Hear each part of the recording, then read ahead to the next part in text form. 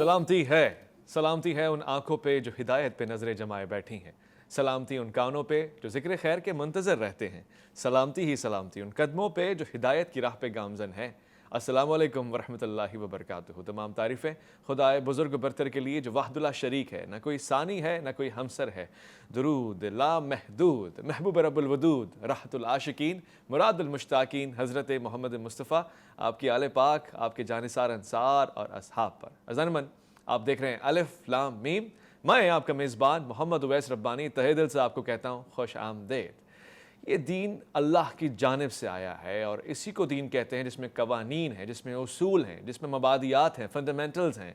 और फिर ये इंसानों की फ़लाह के लिए आया है। जो इस पर अमल करेगा वो फ़लाह पाएगा, जो इसकी इताअत करेगा उसके लिए निजात का रास्ता है। मगर इसी रास्ते को समझने में अगर दुश्वारी हो, जैसे आम तौर से किसी मंजिल तक पहुँचने के लिए लोगों से रास्ता पूछते हैं और बाज़-औक़ात भटक जाते हैं, बाज़-औक़ात किसी और गली से उसी सड़क पर आते हैं। मगर ये जो इख्तिलाफ़ है वो अपनी अपनी नौयत का होता है। बाज़-औक़ात इख्तिलाफ़ात बहुत बड़ी जंग को भी जला बख्शते हैं, उसको वजूद देते हैं, मगर बाज़-औक़ात इख्तिलाफ़ नेकी की तरफ ले जाते हैं, राहत की तरफ ले जाते हैं। वो कौन से इख्तिलाफ़ात होते हैं जिनको आप हज़रत सल्लल्लाहु अलैहि वसल्लम ने रहमत करार दिया है? आपने कहा कि उम्मत में, मेरी उम्मत में इख्तिलाफ़ रहमत है। वो कैसे मुमकिन हो सकता है? ये सवाल आज होगा, क्योंकि आज हम पाकिस्तान में एक ऐसी फ़ज़ा कायम होता देख रहे हैं और काविशें कर रहे हैं, जद्दोजहद कर रहे हैं कि जो मोहब्बत की फ़ज़ा है, अमन की फ़ज़ा है, एक दूसरे के नज़रियात को तस्लीम ना भी करें मगर उसकी तौक़ीर, उसकी अज़मत या फिर कम से कम उसकी हैसियत का इक़बाल करें कि वो एक अलग एंटिटी है और उस पर किसी भी तौर से कदमदस्ती नहीं की जा सकती। मैं आज के इस प्रोग्राम में जिन शख्सियात को अपने दामन में समोए बैठा हूँ,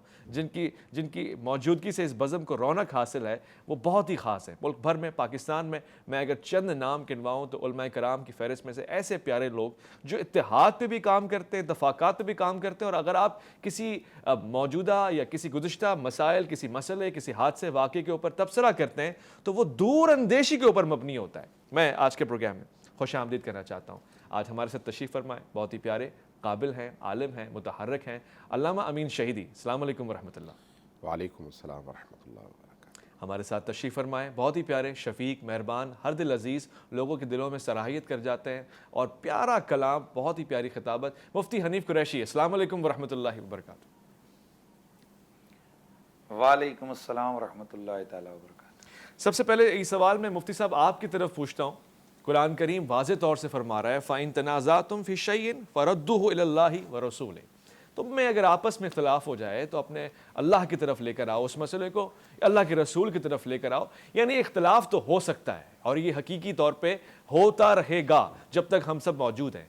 अलबत्ता इख्तिलाफ़ को डील कैसे करना है, मैं अगर आपसे किसी बात पे इख्तिलाफ़ करूँ, उसका रवैया क्या होना चाहिए, अंदाज़ क्या होना चाहिए, और फिर ये कैसे मुमकिन है कि अगर इख्तिलाफ़ हो तब भी मैं आपको इज़्ज़त दूँ, तौक़ीर दूँ और आपको अपना दुश्मन, हरीफ, अदू ना तस्लीम करूँ? बिस्मिल्लाह वस्सलातु वस्सलामु अला रसूलिल्लाह। देखें, बुनियादी तौर पर तो हम अपनी ज़ात के लिए, अपने नफ्स के लिए या कुरान की या हदीस की जो कतियात हैं उनके ख़िलाफ़ तो हम इख्तिलाफ़ किसी मुसलमान से कर ही नहीं सकते हैं। अलबत्ता वैसे अगर किसी दलील के मफाद तक पहुँचने के लिए, मसलन अगर एक ऐसी दलील है या एक ऐसी नस है जो कई मानी पर महमूल की जा सकती है, एहतिमालात हैं, तो अब उसके दुरुस्त मानी की ततब्बुर और तलाश के लिए अगर आपस में बाहम कोई इख्तिलाफ होता है तो ये तहकीक के दरवाज़े खोलता है। ऐसा इख्तिलाफ महमूद भी है और ऐसा इख्तिलाफ जो है वो मैं समझता हूँ कि इल्म के हुसूल का एक ज़रिया भी है। गालिबन ऐसे ही इख्तिलाफ की तरफ इशारा करते हुए कहा गया था कि इख्तिलाफ व उम्मती रहमा, कि मेरी उम्मत का जो इख्तिलाफ है वो रहमत है। अगर इख्तिलाफ का ये मतलब हो कि कुरान की कोई कतई बात है या अल्लाह और उसके रसूल के वाज़े अहकाम हैं और आप उसके मुकाबले में आप इख्तिलाफ खड़ा कर दें, तो ये ना सिर्फ ये कि ये मायूब है बल्कि इस पर तो अल्लाह और उसके रसूल की पकड़ भी वाज़े तौर पर आएगी। इसलिए आप देखते हैं कि कुरान मजीद की जो आयत आपने पढ़ी है उसमें यही है कि जब अल्लाह आपस में अगर इख्तिलाफ हो तो आप उसको अल्लाह और उसके रसूल की अदालत में जो है ना वो पेश करें।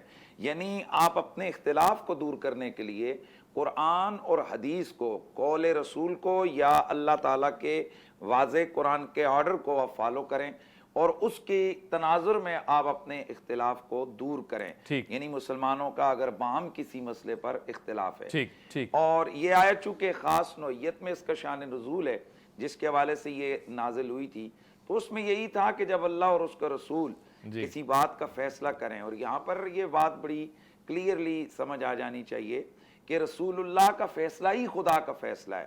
یعنی ایسا نہیں ہے کہ اللہ کا فیصلہ کوئی اور ہوتا ہے اور رسول کا فیصلہ کوئی اور ہوتا ہے. وہ جو رسول اللہ کا فیصلہ ہے اسی کو اللہ ہی کا فیصلہ قرار دیا گیا ہے، وہی اللہ کا فیصلہ ہے. تو ظاہر ہے جو اللہ کے رسول کا فیصلہ یعنی اللہ کا فیصلہ ہے، تو اس کے مقابلے میں آپ کا کوئی اپنا ذاتی رائے، ذاتی اختیار وہاں پر نہیں چلتا ہے. یعنی ہمیں یہاں یوں سمجھایا جا رہا ہے کہ بعض چیزیں ایسی ہیں کہ جو ریڈ زون کا درجہ رکھتی ہیں. جیسے ہمارے اسلام آباد میں ایک ریڈ زون ہے، اسی طرح اسلام کے اندر بھی ایک ریڈ زون ہے کہ جہاں آپ جا کر اپنے عقل کی چاک نہیں مار سکتے ہیں، جہاں جا کر آپ اپنی مرضی کا کلام مفتی صاحب اسلام آباد کے ریڈ زون میں تو بڑے لوگ ڈی چوک پہ آ کے ریڈ زون میں جا کے احتجاج بھی کرتے ہیں، دھرنا بھی دیتے ہیں، وہاں پہ اپنا ریکارڈ بھی کرواتے ہیں جو بھی ان کا موقف ہوتا ہے. اسلام کے ریڈ زون میں آ کے کس رویے سے اختلاف کر سکتے ہیں، کس حد تک کر سکتے ہیں؟ علامہ امین شہیدی صاحب، بہت سے لوگ ایسے بھی ہیں جو اختلاف کے لیے اسی ڈیٹیل میں انہی لفظوں کی طرف آ رہا تھا کہ ایک اسلام آباد کا ریڈ زون ہے جس کا عام طور پر کنسیپٹ یہ دیا جاتا ہے جی کہ یہ ریڈ زون ہے، یہاں پر آپ نہیں آ سکتے، آئیں گے تو آپ کے خلاف پرچہ ہو جائے گا. ایک اسلام کا ریڈ زون ہے، اور اسلام کا ریڈ زون ذات رسول ہے.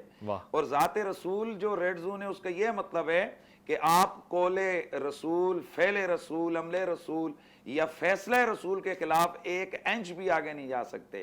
حتیٰ کہ اگر آپ نے اس پہ ناپسندیدگی کا بھی اظہار کیا تو آپ دائرہ اسلام سے باہر چلے جائیں گے، اس لیے کہ وہ ذات پیغمبر واحد ایک ایسی ریڈ زون ہستی ہے کہ جہاں پر آپ کی عقل کے پرندے بھی جو ہے نا وہ پر نہیں مار سکتے ہیں. تو اس حوالے سے ہمیں جو آپ نے موضوع جو رکھا ہوا ہے اختلاف کے حوالے سے، اگر اختلاف تحقیق کے لیے ہو، اگر اختلاف دلیل کے محمل تک پہنچنے کے لیے ہو، تو اس پر اسلام کبھی بھی اس کی حوصلہ شکنی نہیں کرتا.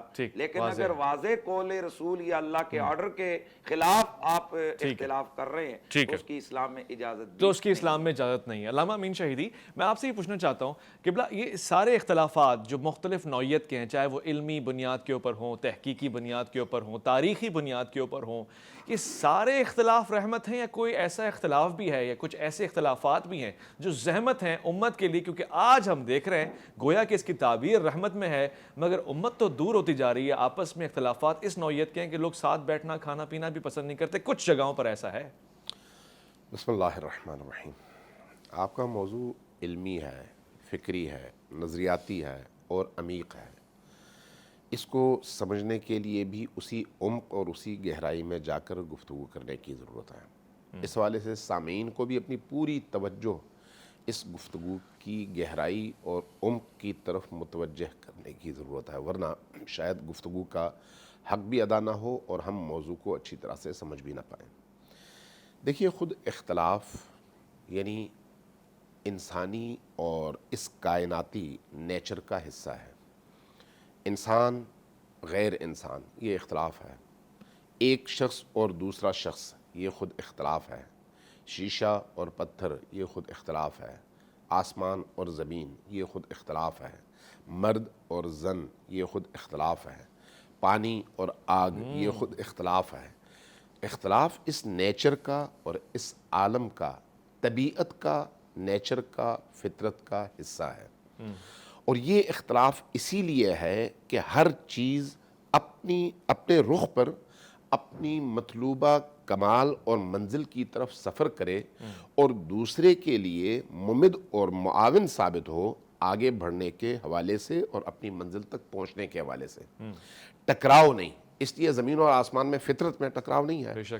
آگ اور پانی میں ٹکراؤ نہیں ہے. آگ اپنا کام کرتا ہے اور پانی اپنا کام. اسی طرح سے مرد اور زن میں ٹکراؤ نہیں ہے، یعنی اختلاف ہے، ٹکراؤ نہیں ہے. مرد اپنا کام کرتا ہے، عورت اپنا کام کرتی ہے. دونوں جب اپنے اپنے کام کرتے ہیں تو نظام انسانی آگے بڑھتا ہے. صحیح. اس کا مطلب یہ ہے کہ اختلاف اس حوالے سے کوئی مذموم اور قابل مذمت چیز نہیں ہے، صحیح۔ بلکہ آپ کے نیچر کا حصہ ہے۔ ٹھیک ہے، لیکن یہی اختلاف اگر استقاق، ٹکراؤ، جھگڑا، تنازع کی شکل اختیار کر جائے تو اس صورت میں تنازع کا مطلب یہ ہے کہ آپ نے اپنا کام چھوڑا، دوسرے کے کام میں آپ نے مداخلت شروع کر دی، آپ نے اپنی منزل کا سفر چھوڑ دیا، دوسرے کی منزل کے سفر میں روڑے اٹکانے شروع کر دیے۔ صحیح۔ یہ کسی بھی صورت میں نہ فطری طور پر، صحیح۔ کائنات کی فطرت کے حوالے سے، اس عالم اور مادہ کی فطرت کے حوالے سے، اور نہ ہی مزاج دین کے حوالے سے یہ قابل قبول نہیں ہے۔ بہت خوب، بہت خوب۔ جب آپ اس اعتبار سے اختلاف اور اتفاق کو دیکھیں گے تو اب دو افراد، دو انسان، دونوں کے درمیان اختلاف کا ہونا ان کی خلقت کا حصہ ہے، صحیح ہے، ان کی خلقت کا حصہ ہے۔ ٹھیک۔ ہاں، جب انسان کو اللہ نے عقل دی ہے تو عقل جتنی گہرائی میں چلی جائے گی اتنی ہی زیادہ اختلافات کی گنجائش کم سے کم ہوتی چلی جائے ٹھیک گی، ہے، ٹھیک ہے۔ چونکہ عقل اختلاف کے حل کی آخری منزل ہے۔ لیکن جہاں پر انسانی عقل اس اختلاف کو حل کرنے میں ناکام ہو تو پھر ایک اتھارٹی کے طور پر اللہ نے منزل کا تعین کیا ہے کہ جب آپ کی عقلیں جواب دے جائیں اور آپ کی عقل کی رسائی وہاں تک نہ ہو پائے تو پھر تمہاری ریڈ لائن یہ ہے کہ تم اللہ کے پاس جاؤ، اللہ کے رسول کے پاس جاؤ۔ صلی اللہ علیہ اب اللہ اور اس کے رسول نے جو کچھ کہا وہاں پر پھر اختلاف کی گنجائش نہیں ہے۔ ٹھیک ہے، میں یہاں پر اگر وہاں پر اختلاف کرو گے، میں چند سیکنڈ میں بات مکمل کروں، یہاں پر اگر تم نے ان سے اختلاف کیا، اگر اللہ سے اختلاف کیا تو بھی تم مردود ہو مکمل طور پر، رسول سے اختلاف کیا تب بھی تم مردود ہو۔ یہ اختلاف چاہے کسی بھی صورت میں ہو، صحیح ہے۔ نبی سے اختلاف ممکن نہیں ہے۔ جو بھی اختلاف کرے گا وہ دائرے اسلام سے خارج ہو جائے گا۔ صحیح، صحیح۔ اللہ سے اختلاف جو بھی کرے گا دائرے اسلام سے خارج ہو جائے گا۔ ٹھیک ہے۔ اب اگر آپس میں اختلاف ہوتا ہے تو اس اختلاف کا مرجع، جہاں محل رجوع ہے، جہاں سے اس کا حل آنا ہے، وہ اللہ اور اس کی کتاب ہے۔ لہٰذا اگر ہم اس کی طرف چلے جائیں تو پھر یہ اختلافات خود بخود حل ہو جائیں گے، تنازع کی شکل اختیار نہیں کر پائیں۔ مگر سوال یہ پیدا ہوتا ہے، اور یہ دونوں علماء کرام سے میرا سوال ہے، یقینی طور سے جو آپ نے جوابات دیے ہیں وہ کافی ہیں، نوعیت ایسی ہے کہ میں مزید سوال تشنگی کے طور پہ پوچھنا چاہتا ہوں کہ جب وہ کہہ رہا ہے کہ فردوہ الی اللہ و رسول، ظاہر ہے آپ لوٹ کر آئیں، پوچھیں، سوال کریں، کیس کی اتھارٹی اللہ اور اس کا رسول ہے، مگر جہاں سمجھنے میں ہی احکامات اللہ اور اس کے رسول کی جانب سے، اور ہم یہ سمجھ رہے ہیں کہ اللہ اور اس کے رسول یہ کہہ رہے ہیں اور آپ کہہ رہے ہوں کہ یہ کہہ رہا ہے، تب جا کے اس اختلاف کا حل کیا نکلے گا۔ لوٹ کر آئیں گے، ایک مختصر توقفہ ہے، الف لام میم میں آپ کا انتظار ہے۔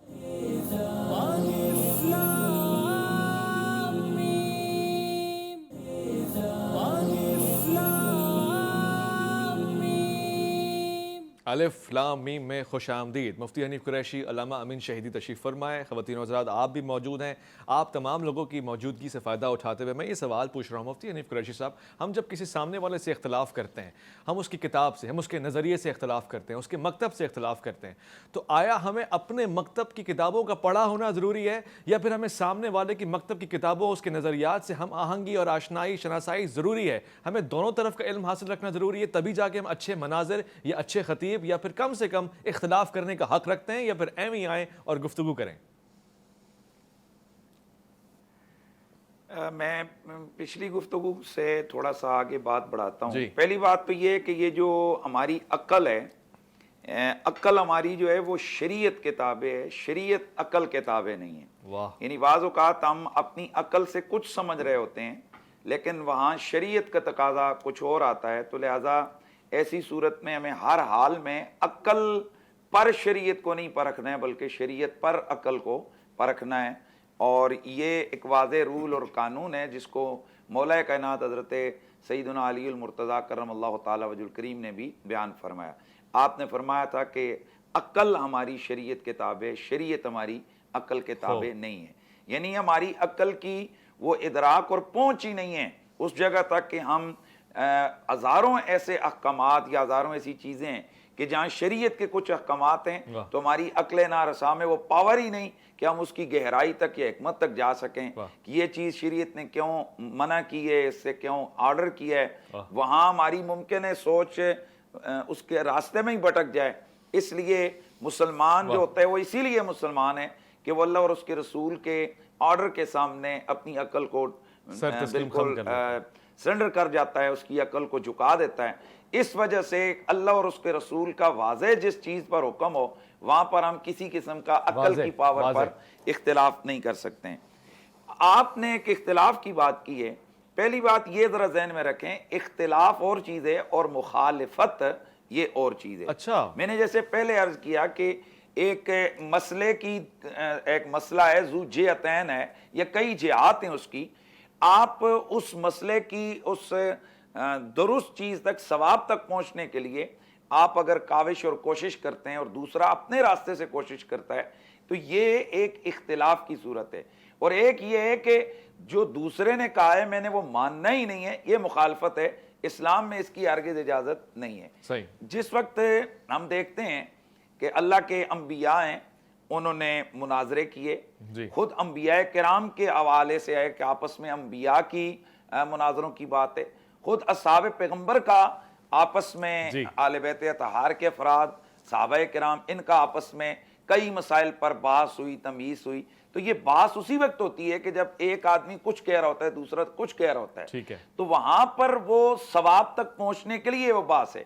اس لیے ہمارے جہاں اسلامی نقطہ نظر سے جب ہم لوگ پڑھتے پڑھاتے ہیں تو وہاں تین چیزیں بیان ہوتی ہیں، ایک مناظرہ ہوتا ہے، ایک مجادلہ ہوتا ہے، ایک مقابرہ ہوتا ہے. اچھا. تو اب جو مناظرہ ہوتا ہے وہ ہے توجہ المتخاصمین فی النسبۃ بین الشیء اظہار للثواب. اچھا. تو وہ اظہار ثواب کے لیے یعنی کسی درست بات تک پہنچنے کے لیے جو باہم بحث کی جائے، باہم اختلاف کیا جائے تو یہ بالکل محمود ہے. مگر اس کا طریقہ کار مفتی صاحب قبلہ جہاں آپ دیکھیں اس کا طریقہ کار کیا ہو سکتا ہے؟ مناظرے جو ہم دیکھتے ہیں جو ہمارے سامنے آتے ہیں اس میں تو لگتا ہے جنگ ہو رہی ہے، پگڑیاں اچھل رہی ہیں، کتابیں پھینک پھینک کے ماری جا رہی ہیں، آواز کا وہ لیول. میں اسی طرف آ رہا ہوں. میں اگلی دو چیزیں عرض کروں گا تو وہ دونوں اس کا جو ہے نا وہ ہو جائے گا کلیئر. ٹھیک. دوسرا آ جاتا ہے مقابرہ اور مجادلہ. تو بدقسمتی سے ہمارے ہاں جو اختلاف ہے وہ مناظرے سے ہٹ کر مجادلہ اور مقابرہ تک چلا گیا جس کی اسلام میں گنجائش نہیں ہے. مثلا میں نے اگر میرے کسی مسئلے کی حوالے سے کوئی چیز میرے سامنے آ گئی ہے تو میں نے لازمی طور پر یہ کوشش کرنی ہے کہ میں اگلے بندے کو یہاں دباؤں، چاہے اس کے لیے مجھے اظہارً للثواب کی نیت ہو یا میرے پاس دلیل ہو یا نہ ہو، بس میں نے اس کے خلاف بات کرنی ہے.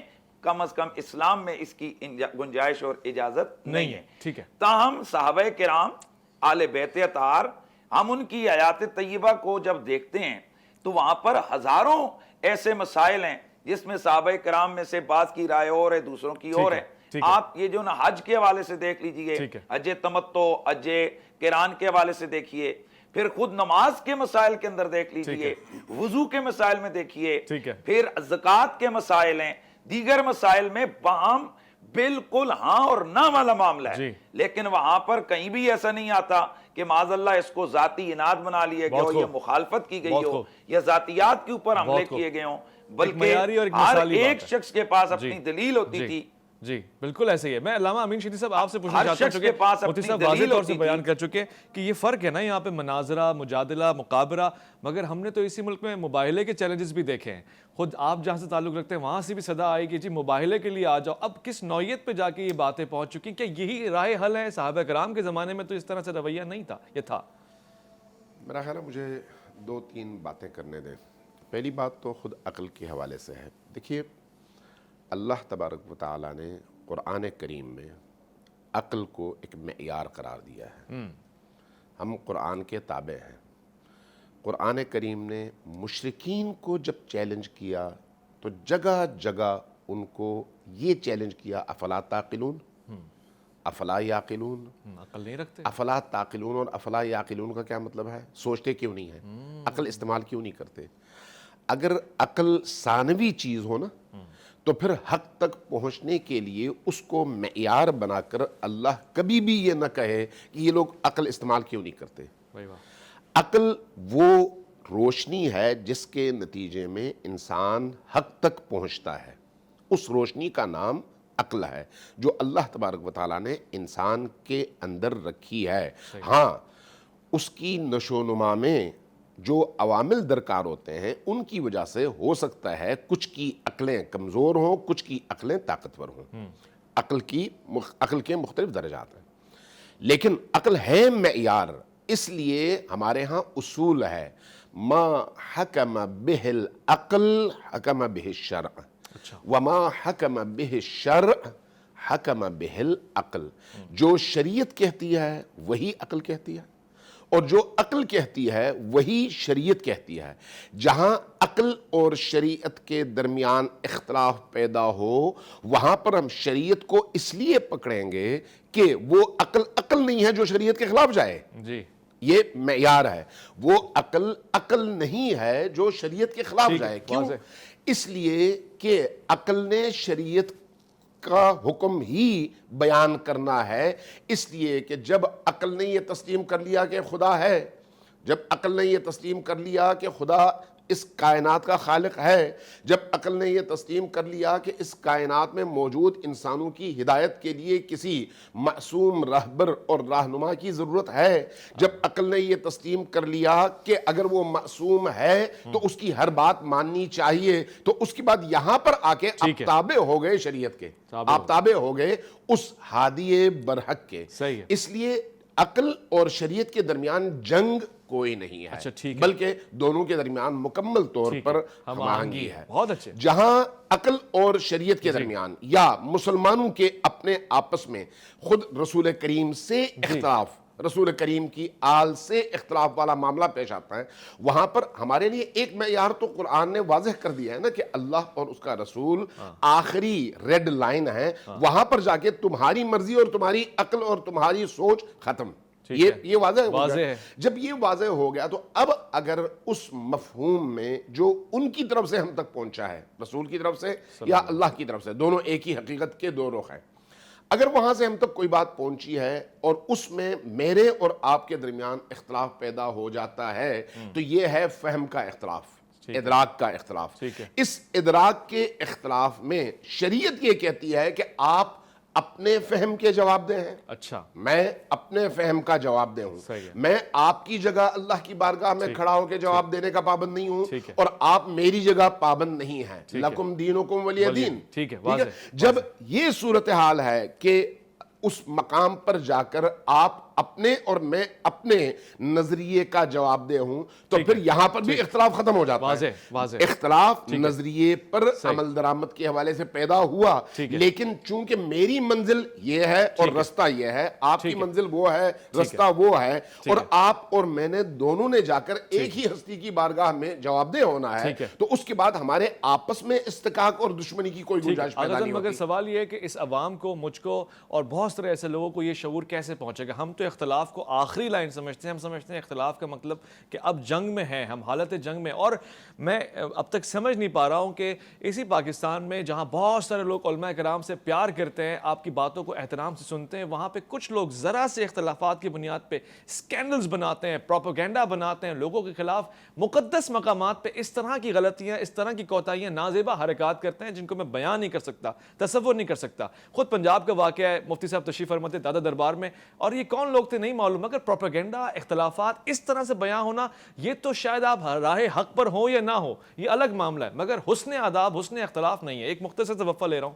لوٹ کر آؤں گا، مزید اس پہ گفتگو کرنے کا خواہش مند ہوں. الف لام میم میں آپ کا انتظار رہے گا.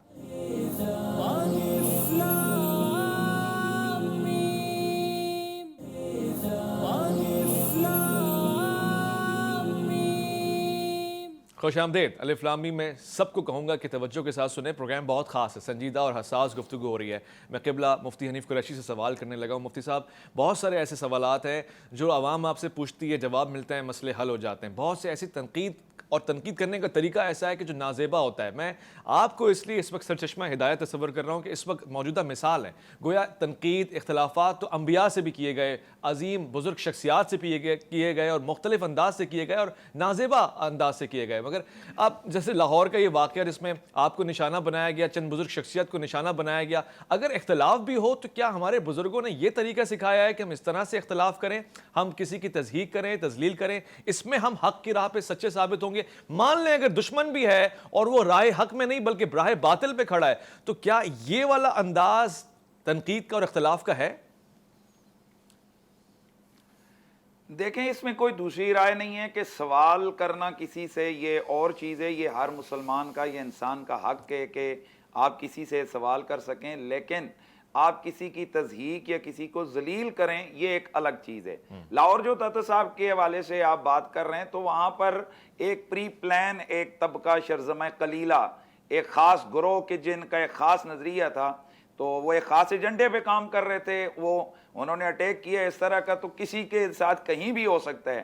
وہ میرا کسی سے اختلاف ہو، میرے 10 بندے اٹھیں، میرے کسی مخالف کو اٹھ کے وہ دھکم پہل کر دیں، یا کسی جلسے کو یا کسی جگہ کسی پروگرام کو خراب کر دیں، یہ تو ایک بڑا آسان سا کام ہے۔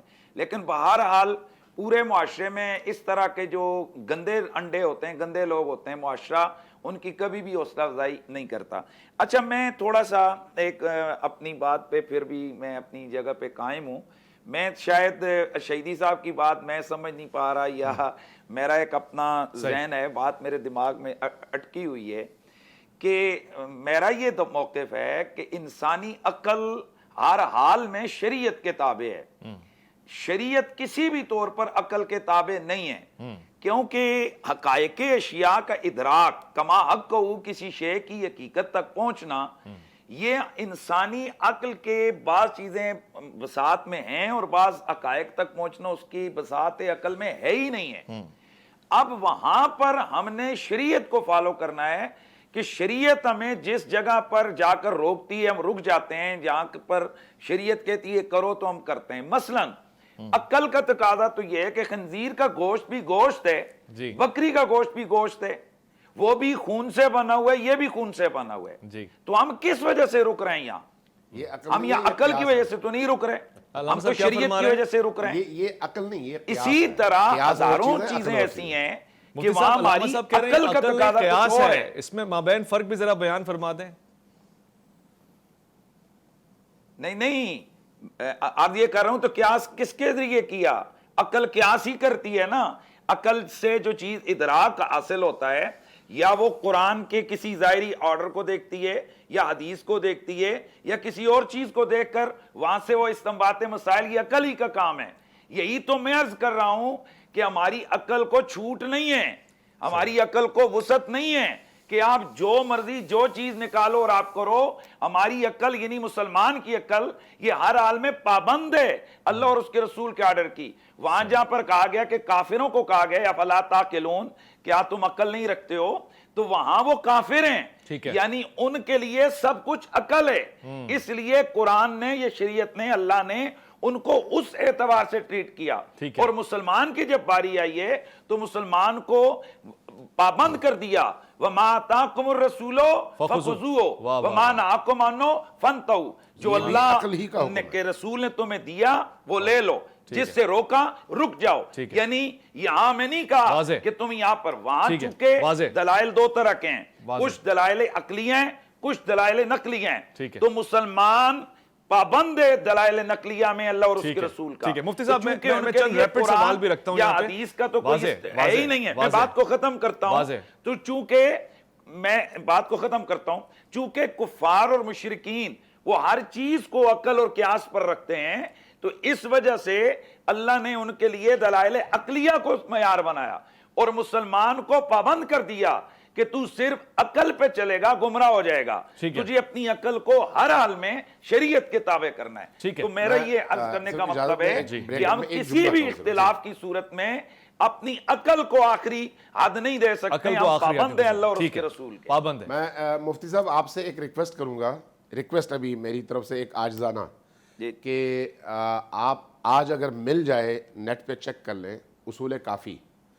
اصول کافی کا آغاز کتاب العقل سے ہوتا ہے، اور یہ جو کتاب العقل میں احادیث موجود ہیں، یا نبی کریم سے ہیں، یا امیر المومنین سے ہیں، یا اولاد امیر المومنین میں جو ائمہ اہل البیت ہیں ان سے ہیں، ان کا ایک مطالعہ کیجئے تاکہ ذرا وسعت آئے اس سوچ اور فکر میں، یعنی تعمیری حوالے سے عرض کر رہا ہوں کہ اس کا مطالعہ ضرور کیجئے گا، پھر کسی موقع پہ اس پر انشاءاللہ تعالی بات کریں گے۔ خوب، اچھا یہ بہت اچھی بات ہوگی، میں چیزہ سوال بھی پوچھنا چاہتا ہوں۔ میں بات کو ختم 2 سیکنڈ میں کر دیتا ہوں۔ شہیدی بھائی مسئلہ یہ ہے کہ دیٹس مین کہ اگر آپ کے ہاں یہ روایات موجود ہیں تو میں اس کا جو ہے نا میں احترام کرتا ہوں. اگر آپ کے مختلف فکر میں یا آپ کے یہاں ائمہ اہل بیت سے کوئی اس طرح کی روایات موجود ہیں تو میں آپ کی احترام کرتا ہوں. ہم آپ کے اس مکتب کی بات کی, میں نے اپنے طور پر جو ہمارا ایک ذہن ہے, یہ جو ہم نے پڑھا ہے, میں اپنے طور پر بات کی. ٹھیک ہے مفتی صاحب, میں آپ سے ہاں یا نہ میں جواب کا طلبگار ہوں, کیونکہ یہ بہت اچھا سوال ہے اور اس سے بہت اچھا امپریشن جائے گا. اختلافات کے باوجود علماء کرام کو ایک دوسرے کی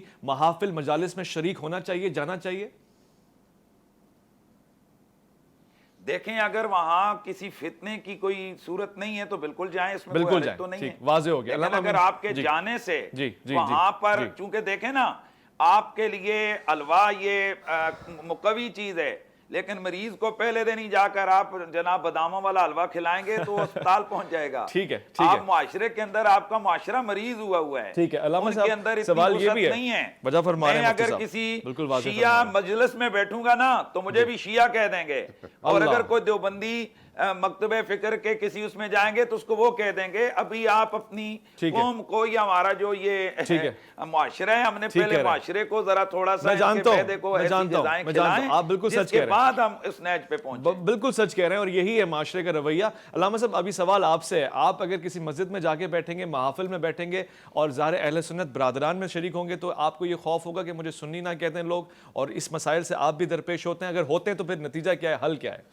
دیکھیے پہلی بات تو یہ ہے, میں مفتی صاحب ہمارے بڑے اچھے اور پیارے بھائی ہیں, تو اس لیے میں ظاہر ان سے محبت کرتا ہوں اور ان کی باتیں اس لیے مجھے بڑی اچھی لگتی ہیں. تو میں اس میں ایک وہ حاشیہ لگانا چاہ رہا ہوں کہ جب تک ہماری دکانداری کو نقصان نہ ہو اس وقت تک جو ہے دوسروں کی محفلوں میں جانے میں مشکل نہیں ہے. بھائی کیا بات ہے, جس دن ہماری دکانداری خطرے میں پڑ جاتی ہے تو پھر مسئلہ بن جاتا ہے. صحیح بات. البتہ یہ ازراہ تفنن میں نے عرض کیا, تو حقیقت یہ ہے, دیکھیں اسلام کچھ بنیادی اصولوں کا نام ہے اور فرقہ ان چیزوں کا نام ہے جو اسی اسلام سے ہم نے اپنے لیے اخذ کیا ہے, اور اس کی حفاظت کے لیے اس وقت تمام عالم میں علماء اسلام پوری لگن کے ساتھ لگے ہوئے ہیں. صحیح. اگر علماء اسلام مسلک کی بجائے دین کی ان بنیادوں اور کلیات کی حفاظت کے لیے کمر بستہ ہو جائیں تو فرقوں کا اختلاف ختم, ساری بات ہی ختم ہو گئی. اگر علماء اسلام آج دیکھیں بریلوی ہوں, دیوبندی ہوں, اہل حدیث ہوں, شیعہ ہوں, بلا استثناء سب اپنے فرقہ وارانہ اور مسلکی امتیازات کی حفاظت کے لیے ہی کمر بستہ ہے نا میدان میں. اگر یہی جذبہ دین کی ان کلیات اور اصولوں کے لیے کار فرما ہو, آپ مجھے بتائیں دین کہاں پہنچے گا؟ بہت اچھے. اس وقت جو ہماری مشکل ہے وہ یہ ہے کہ ہم نے دین کو ایک طرف چھوڑ دیا ہے اور اپنی فرقہ وارانہ امتیازات کی حفاظت کے لیے اپنی پوری توجہ مبذول کی. انتہائی شکر گزار. اب اگر اس کا ہم حل تلاش کر لیں اس چیز کا, تو بڑا سادہ ہے کہ میں دعوے سے کہتا ہوں, میں بریلویوں کی محفلوں میں جاتا ہوں, ماشاءاللہ, دیوبندیوں کی محفلوں میں جاتا ہوں, ماشاءاللہ, اہل حدیث کی محفلوں میں جاتا ہوں. بعض اوقات تو میں خود ان سے ریکویسٹ کر کے جاتا ہوں اور وہ خوفزدہ ہوتے ہیں. اچھا, خوفزدہ مجھے ہونا چاہیے تھا لیکن وہ ہوتے ہیں. کیوں؟ میں کسی خاص بندے کا نام نہیں لے رہا, لیکن کئی دفعہ ایسا ہوا کہ کئی اجتماعات میں نے کہا میں آ رہا ہوں, کہ ہم پر رحم کریں, آپ نہ آئیں. اس کی وجہ کیا ہے؟ وجہ یہ ہے کہ ہمارے علماء کرام نے اپنے لوگوں کی ٹیوننگ اس طرح سے کی ہوئی ہے کہ اب اگر وہ اپنے مخالف فرقے کے عالم کے ساتھ, طالب علم کے ساتھ بیٹھ جائیں تو لوگ انہی پر انگلیاں اٹھائیں گے کہ آپ ہی نے تو ہمیں یہ پڑھایا تھا. اور ایسا نہیں ہونا چاہیے. اس لیے اس بت کو توڑنے کی ضرورت ہے اور معاشرے کو دوبارہ سے سنبھالنے کی. میں قابل مذمت سمجھتا ہوں اور اس پروگرام کا مقصد یہ سمجھتا ہوں کہ اس سوچ کو یہیں پہ مار دینا چاہیے, دفن کر دینا چاہیے. یہ بہت غلط سوچ ہے, رویہ بہت غلط ہے. میں انتہائی شکر گزار ہوں علامہ امین شہیدی صاحب آپ کا, خواتین و حضرات آپ کا بھی شکر گزار ہوں مفتی حنیف قریشی صاحب, آپ کی توجہات, آپ کے خطبات اور آپ کی علمی دقائق اور یہ خاص لمحات بہت زیادہ میرے لیے شکریہ کے حامل ہے. میں اس بات پہ آج کی پوری گفتگو کو نچوڑ رہا ہوں کہ اس فکر کو دبانا پڑے گا آپ کو. نالا ہے بلبل شوریدہ تیرا خام ابھی, اپنے سینے میں ذرا اور اسے تھام ابھی, اور پختہ ہوتی ہے اگر مصلحت اندیش ہو عقل, عشق ہو مصلحت اندیش تو ہے خام ابھی, بے خطر کود پڑا آتش نمرود میں عشق, عقل ہے محو تماشائے لب بام ابھی. اپنی عقل کو وہاں جھکا دیں جہاں جہاں دین کا احکامات آ رہے ہیں، مگر سمجھیں، اختلافات کو بھی سمجھیں اور رویہ اختلافات کو بھی سمجھیں. کیا خوبصورت بات کہی گئی ہے، اگر آپ اس پہ عمل کریں اور ایک دوسرے پہ تنقید کرنے کے بجائے اپنی اصلاح کریں، مطالعہ کریں اور پھر دوسروں کی اصلاح کرنے والے بن جائیں آپ. کیا خوبصورت بات ہے. اپنا خیال رکھیں گے، آپ اپنے سے بڑھ کے خیال رکھیں گے ملک پاکستان کا، اللہ کے فرمان کا. اللہ کی امان میں.